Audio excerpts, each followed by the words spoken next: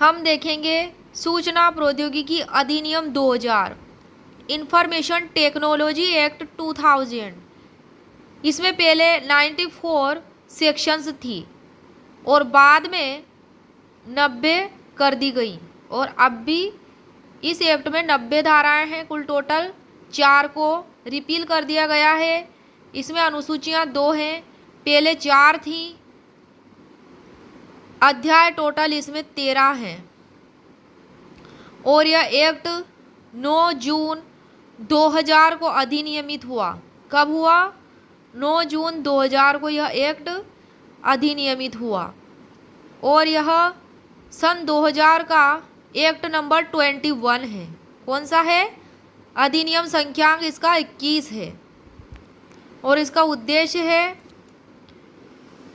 Electronic data के आदान प्रदान द्वारा और इलेक्ट्रॉनिक संसूचना के अन्य साधनों द्वारा, जिन्हें सामान्यतः इलेक्ट्रॉनिक वाणिज्य कहा जाता है और जिनमें संसूचना और सूचना के भंडारण के कागज आधारित तरीकों के अनुकल्पों का उपयोग अंतर्वलित है, किए गए संव्यवहारों को विधिक मान्यता देने, सरकारी अभिकरणों में दस्तावेजों को इलेक्ट्रॉनिक रूप से फाइल करना सुकर बनाने और आईपीसी, भारतीय साक्ष्य अधिनियम 1872, बैंक कार बही साक्ष्य अधिनियम 1891 और भारतीय रिजर्व बैंक अधिनियम 1934 का और संशोधन करने तथा उससे संबंधित या उससे आनुषंगिक विषयों का उपबंध करने के लिए अधिनियम है।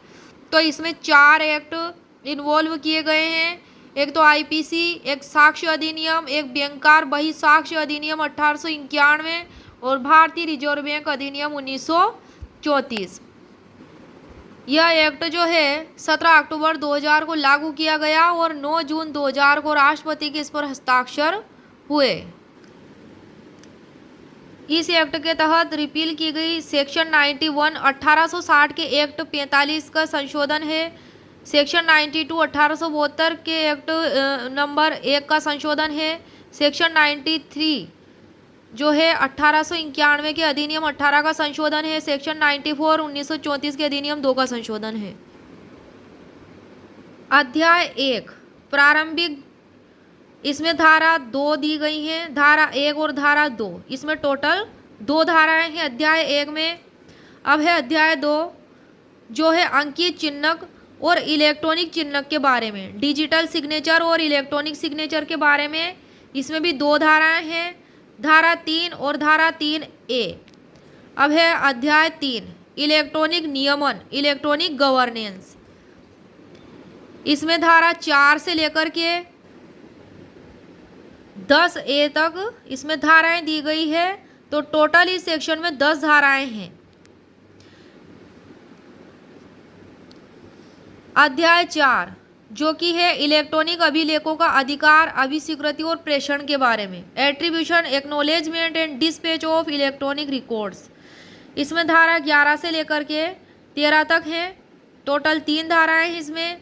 अध्याय 5 जो है सुरक्षित इलेक्ट्रॉनिक अभिलेख और सुरक्षित इलेक्ट्रॉनिक चिन्हक के बारे में है।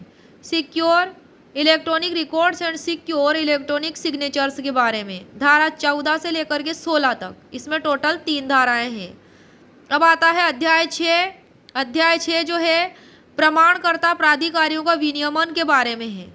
प्रमाणकर्ता प्राधिकारियों का विनियमन के बारे में है, जो धारा 17 से लेकर के 34 तक दिया गया है। अध्याय 7 इलेक्ट्रॉनिक चिन्हक प्रमाण पत्र के बारे में है। धारा 35 से लेकर के 39 तक दिया गया है। अध्याय 8 जो है उपयोगकर्ताओं के कर्तव्य के बारे में है। धारा 40 से 42 तक। अध्याय 9 जो है शास्तियों के बारे में है। पेनल्टीज, प्रतिकर, कंपेंसेशन और अधिनिर्णय एडजुडिकेशन के बारे में अध्याय 9 है, जो सेक्शन 43 से 47 तक है। 43 से 47 तक है। अध्याय 10 अपील अधिकरण के बारे में है। इसमें से कई धाराएं हैं जो रिपील कर दी गई हैं। धारा 48 से लेकर के सेक्शन 64 तक है, धारा 64 तक। अब है अध्याय 11 में अपराधों के बारे में है, जो अध्याय 11 है। धारा 65 से लेकर के 78 तक है। धारा 65 से 78 तक है।